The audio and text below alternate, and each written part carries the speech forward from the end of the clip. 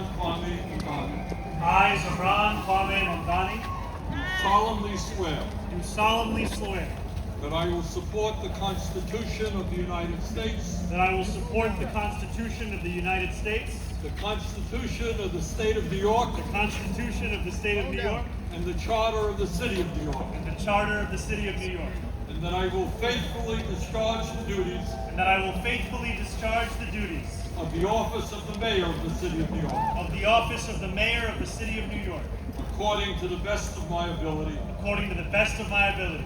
so help me God. So help me God.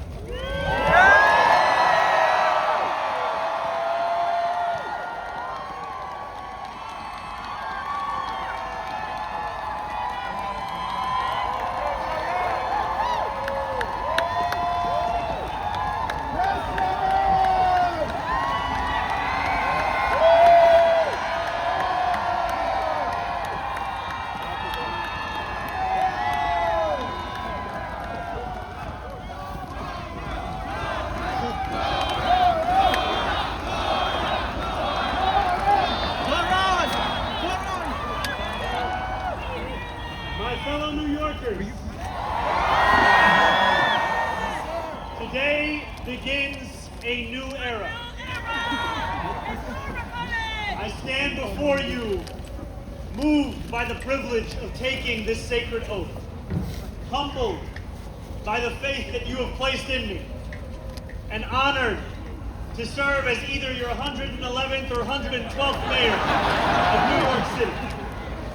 But I do not stand alone. I stand alongside you, the tens of thousands of you gathered here in Lower Manhattan, warmed against the January chill by the resurgent flame of hope. I stand alongside countless more New Yorkers, watching from cramped kitchens in Flushing and barbershops in East New York, from cell phones propped against the dashboards of parked taxi cabs at LaGuardia, from hospitals in Mott Haven and libraries in El Barrio that have too long known only neglect. I stand alongside construction workers in steel-toed boots and halal cart vendors whose knees ache from working all day. I stand alongside neighbors who carry a plate of food to the elderly couple down the hall, those in a rush who still lift strangers' strollers up subway stairs, and every person who makes the choice, day after day, even when it feels impossible, to call our city home. I stand alongside over 1 million New Yorkers who voted for this day nearly 2 months ago. And I stand just as resolutely alongside those who did not. I know there are some who view this administration with distrust or disdain, or who see politics as permanently broken. And while only action can change minds, I promise you this: if you are a New Yorker, I am your mayor. Regardless of whether we agree, I will protect you, celebrate with you, mourn alongside you, and never, not for a second, hide from you. I thank the labor and movement leaders here today, the activists and the elected officials who will return to fighting for New Yorkers the second this ceremony concludes, and the performers who have gifted us with their talent. Thank you to Governor Hochul. Thank you as well to Mayor Adams. Dorothy's son, a son of Brownsville who rose from washing dishes to the highest position in our city, for being here as well. He and I have had our share of disagreements, but I will always be touched that he chose me as the mayoral candidate that he would most want to be trapped with on an elevator. Thank you to the two titans who, as an assembly member, I've had the privilege of being represented by in Congress, Nidia Velázquez, and our incredible opening speaker, Alexandria Ocasio-Cortez. You have paved the way for this moment. Thank you to the man whose leadership I seek most to emulate, who I am so grateful to be sworn in by today, Senator Bernie Sanders. Thank you to my teams, from the assembly to the campaign to the transition, and now the team I am so excited to lead from City Hall. Thank you to my parents, Mama and Baba,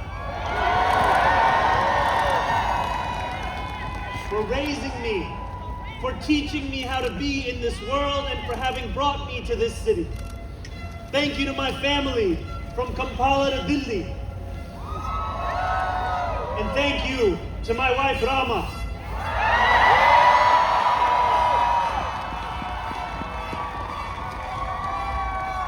For being my best friend and for always showing me the beauty in everyday things.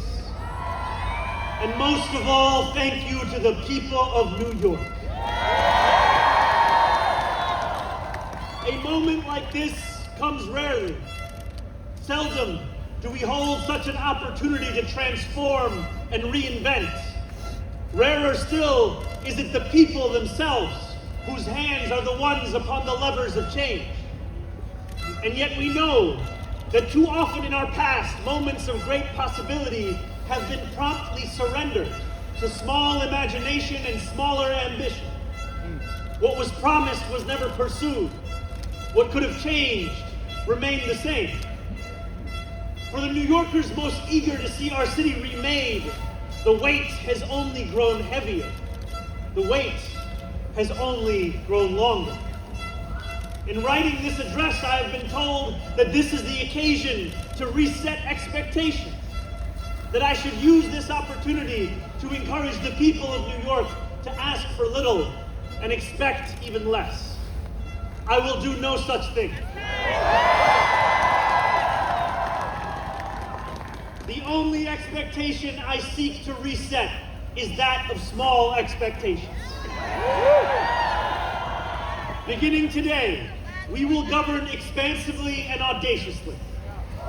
We may not always succeed, but never will we be accused of lacking the courage to try. To those who insist that the era of big government is over, hear me when I say this.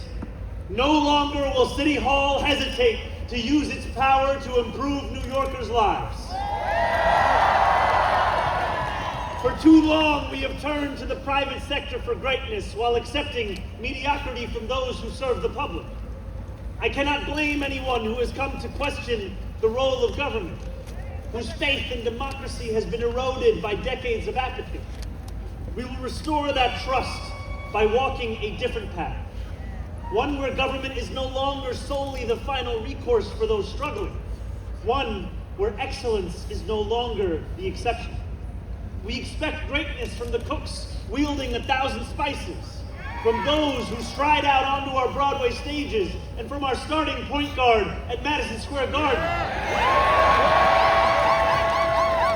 Let us demand the same from those who work in government.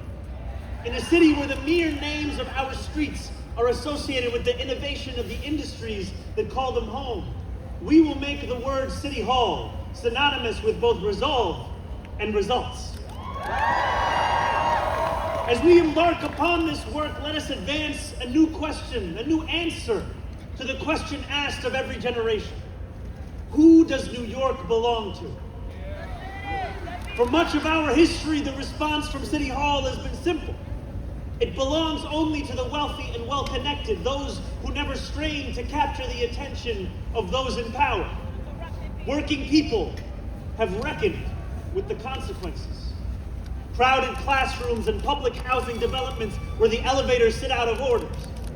Roads littered with potholes and buses that arrive half an hour late, if at all. Wages that do not rise and corporations that rip off consumers and employees alike. And still, there have been brief, fleeting moments where the equation changed. 12 years ago, Bill de Blasio stood where I stand now, as he promised to put an end to economic and social inequalities that divided our city into two. In 1990, David Dinkins swore the same oath I swore today, vowing to celebrate the gorgeous mosaic that is New York, where every one of us is deserving of a decent life. and nearly 6 decades before him, Fiorella LaGuardia, took office with the goal of building a city that was far greater and more beautiful for the hungry and the poor. Some of these mayors achieved more success than others, but they were unified by a shared belief that New York could belong to more than just a privileged few. It could belong to those who operate our subways and rake our parks, those who feed us biryani and beef patties, picanha and pastrami on rye. And they know that this belief could be made true if only government dared to work hardest for those who work hardest. Over the years to come, my administration will resurrect that legacy. City Hall will deliver an agenda of safety, affordability, and abundance, where government looks and lives like the people it represents, never flinches in the fight against corporate greed, and refuses to cower before challenges that others have deemed too complicated. In so doing, we will provide our own answer to that age-old question. Who does New York belong to? Well, my friends, we can look to Madiba and the South African Freedom Charter. New York belongs to all who live in it. Together, we will tell a new story of our city. This will not be a tale of one city governed only by the 1%, nor will it be a tale of two cities, the rich versus the poor. It will be a tale of 8.5 million cities, each of them a New Yorker with hopes and fears, each a universe, each of them woven together. The authors of this story will speak Pashto and Mandarin, Yiddish and Creole. They will pray in mosques, at shul, at church, at gurudwaras and mandirs and temples. And many will not pray at all. They will be Russian Jewish immigrants in Brighton Beach, Italians in Rossville, and Irish families in Woodhaven, many of whom came here with nothing but a dream of a better life, a dream which has withered away. They will be young people in cramped Marble Hill apartments where the walls shake when the subway passes. They will be black homeowners in St. Albans, whose homes represent a physical testament to triumph over decades of lesser paid labor and redlining. They will be Palestinian New Yorkers in Beirut,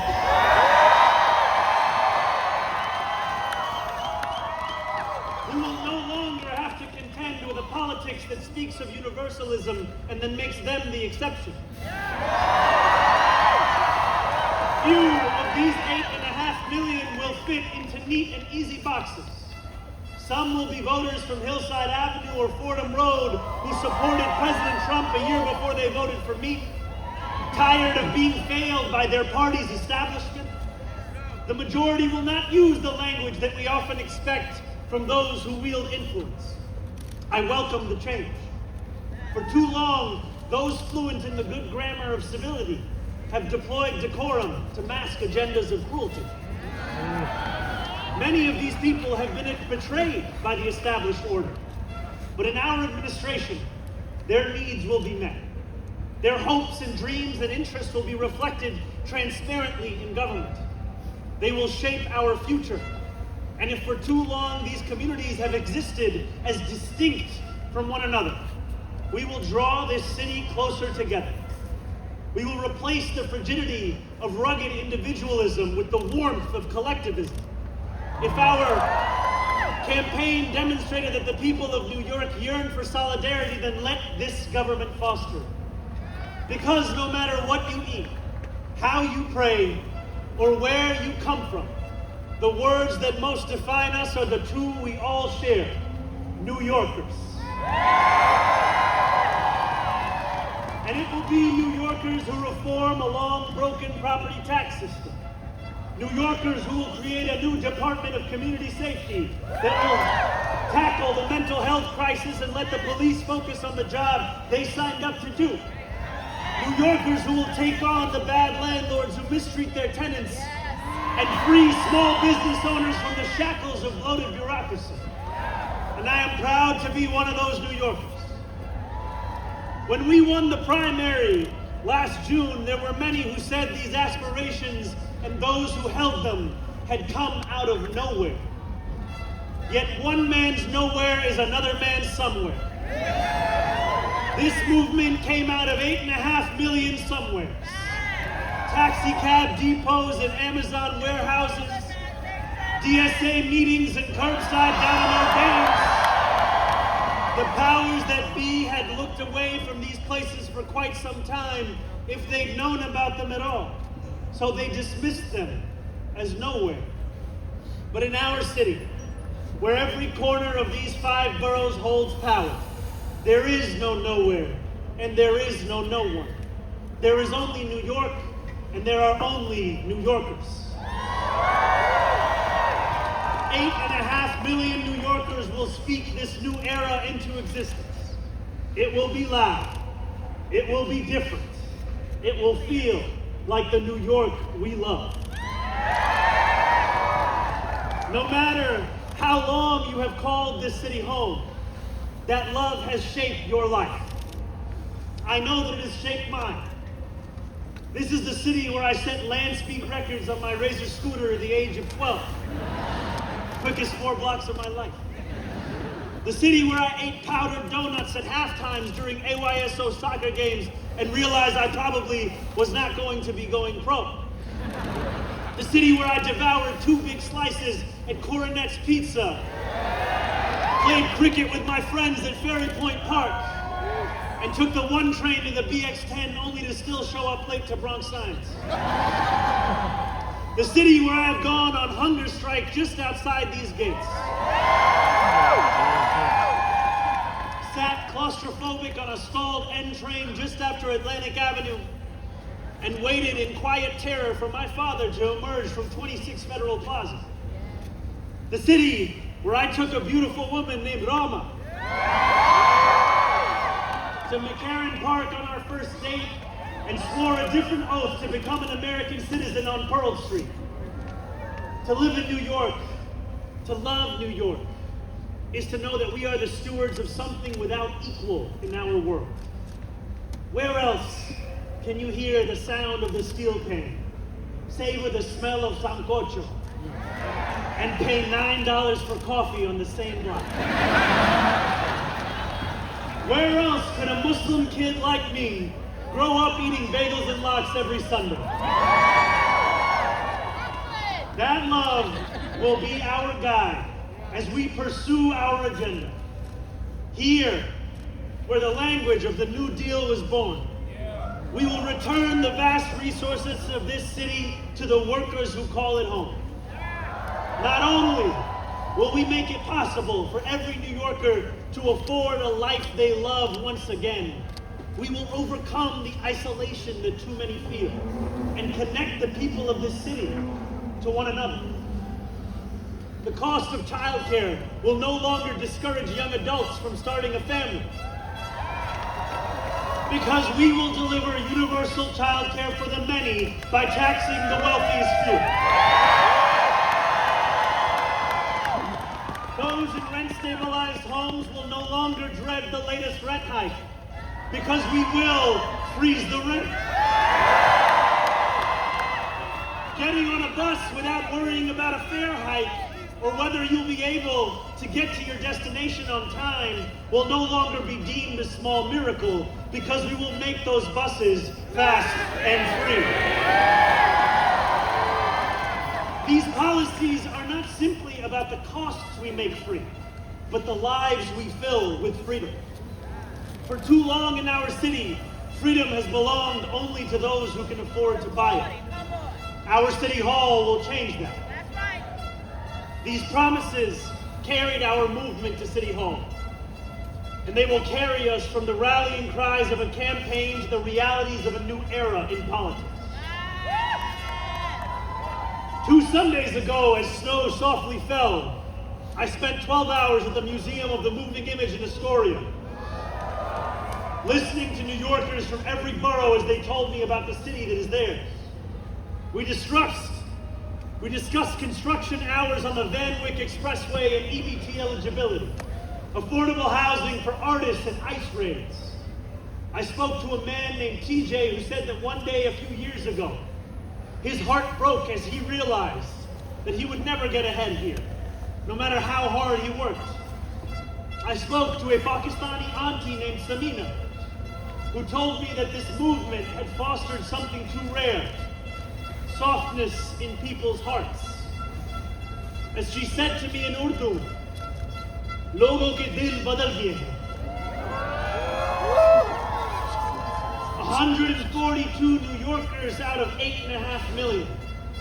And yet, if anything united each person sitting across from me, it was the shared recognition that this moment demands a new politics and a new approach to power. We will deliver nothing less as we work each day to make this city belong to more of its people than it did the day before. Here is what I want you to expect from the administration that this morning moved into the building behind me. We will transform the culture of City Hall from one of no to one of how. We will answer to all New Yorkers, not to any billionaire or oligarch who thinks they can buy our democracy. We will govern without shame and insecurity, making no apology for what we believe. I was elected as a democratic socialist, and I will govern as a democratic socialist.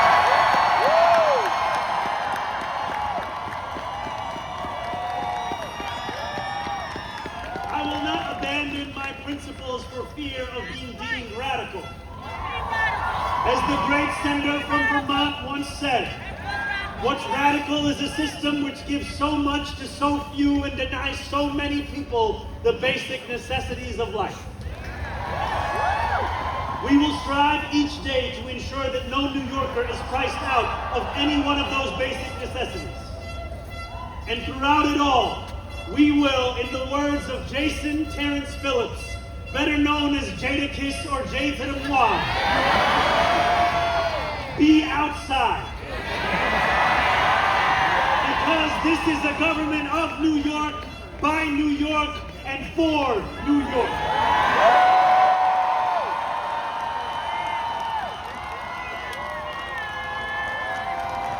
Before I end, I want to ask all of you, if you are able, whether you are here today or anywhere watching, to stand with me.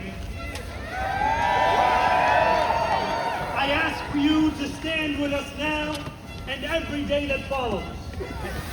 City Hall will not be able to deliver on our own. And while we will encourage New Yorkers to demand more from those with the great privilege of serving them, we will encourage you to demand more of yourselves as well. The movement we began over a year ago did not end with our election. It will not end this afternoon. It lives on with every battle we will fight together. Every blizzard and flood we withstand together. Every moment of fiscal challenge we overcome with ambition, not austerity, together. Every way we pursue change in working people's interests, rather than at their expense, together. No longer will we treat victory as an invitation to turn off the news. From today onwards, we will understand victory very simply.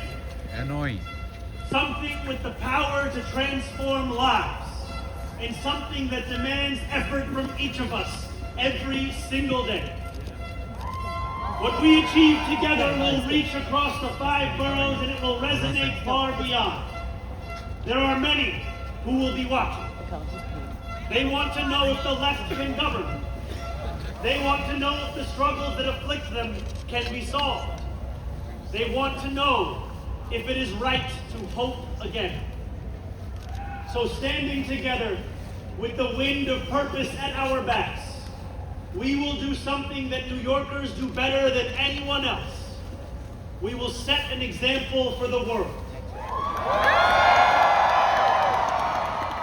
If what Sinatra said is true, let us prove that anyone can make it in New York and anywhere else too.